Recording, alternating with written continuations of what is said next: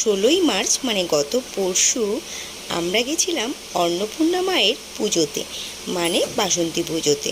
আমাদের এখানে চাকদাতে এক ভাইয়ের বাড়ি, তো গিয়েই প্রথমে মায়ের দর্শন করে নিলাম। প্রতি বছর কিন্তু দুবার দুর্গাপূজা হয়, চৈত্র মাসে একটা যেটা বাসন্তী পুজো নামে প্রচলিত, আর আশ্বিন মাসে ভগবান শ্রীরাম মায়ের অকাল বোধন করেন, সেটাই আমরা জাঁকজমকভাবে দুর্গাপুজো পালন করি। মায়ের দর্শন তো হয়ে গেছে, তারপরে আমরা সবাই মিলে চলে গেছিলাম প্রসাদ নিতে। তো থালা গ্লাস পড়ে গেছিলো, তারপরে লুচি ছোলার ডাল পড়েছিল। লুচি ছোলার ডালটা বন্ধুরা সত্যি খুব টেস্টি হয়েছিল কিন্তু। তারপরে পাতে পড়ে গেছিলো খিচুড়ি, আর তার সাথে বেগুনি। খিচুড়িটাও কিন্তু বেশ দারুণ হয়েছিল।